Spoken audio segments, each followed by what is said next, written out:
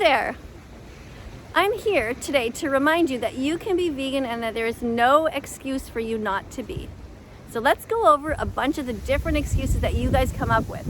All right? Okay. So some of you say, I can't be vegan because I'm allergic to, and some of you even say gluten, to which I respond, gluten has nothing to do with the animals. That's a wheat protein, so just eat something else. Then some of you say, I'm allergic to soy, to which I will respond, okay, well then don't eat anything with soy. No problem. You don't need to have tofu. Eat any of the other 300,000 types of plants that there are to eat. Some of you will say, well, I'm allergic to nuts.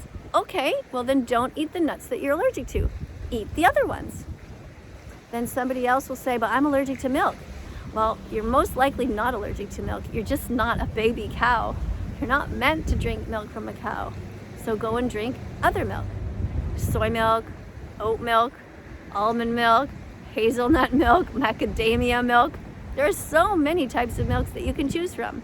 Don't like any of them? Okay, then don't drink milk. There are thousands of things for you to drink. Make a smoothie without milk if you want to.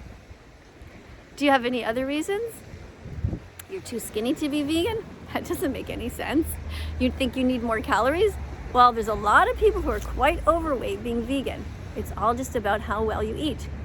You think you're too large to be vegan? Doesn't make sense either. You can be vegan no matter what your body type and no matter what your skin color. Now you might say, but my culture tells me that I have to be vegan. I have to eat these things that my family and relatives have been eating for years and years. No, you don't. Your culture is not a reason to hurt animals. Our cultures in the past have done all kinds of crazy things, but we change, we evolve. We start to grow our hearts and we have empathy. You don't need to hurt animals. Can you think of any other excuses? Picture yourself, you're in the grocery store and you're about to fill up your shopping cart with veggies, fruits, nuts, and seeds and lentils because you've opened up your heart. What are you going to put in there? Well, everything except the animal products. No eggs. Now you're going to say to yourself, how can I survive without eggs? And I totally understand where you're coming from. I used to eat eggs every single day. I absolutely loved them. And then when I realized what happens in the industry, I stopped. If I can stop, so can you. You simply buy vegan versions of things that don't have eggs. And if you find that difficult, then you make your own. Most breads don't have eggs in them, so that's good. And also, you can buy pasta without eggs, and there are certain types of cakes and treats, and you can make brownies without eggs. You can even make cinnamon buns without eggs. In fact, there's an amazing cinnamon bun place in Ottawa, Canada. I know you're watching from all different parts of the world, but the fact of the matter is the entire place, it's called Cinnaholic, is vegan. All of these amazing, gooey, vegan cinnamon rolls. Just unbelievably good.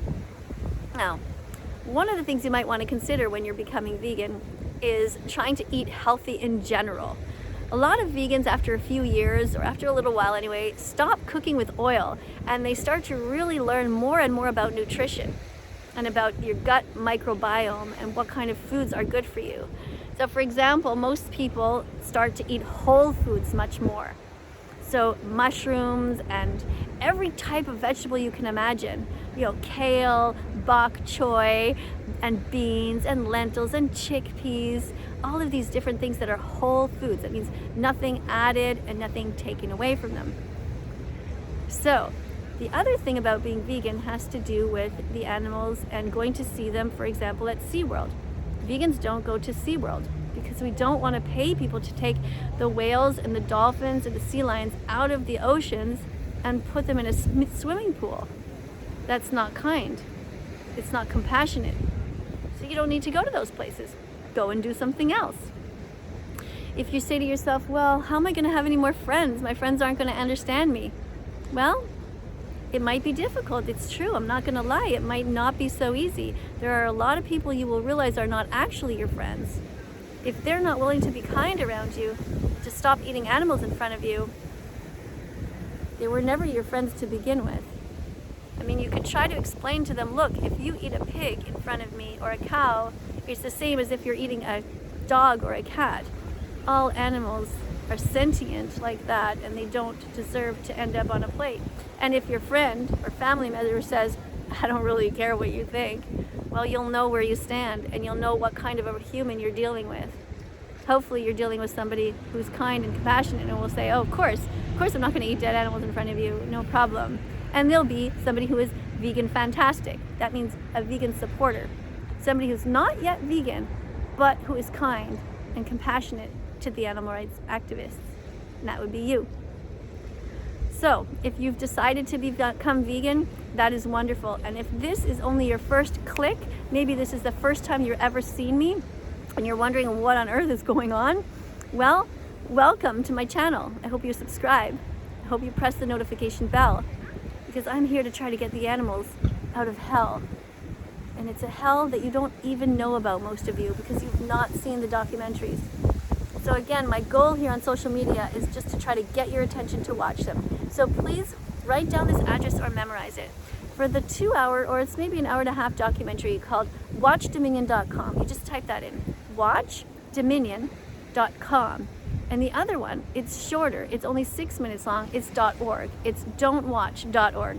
I know it has a weird name, but I didn't name it, but it's a short version to show you what goes on.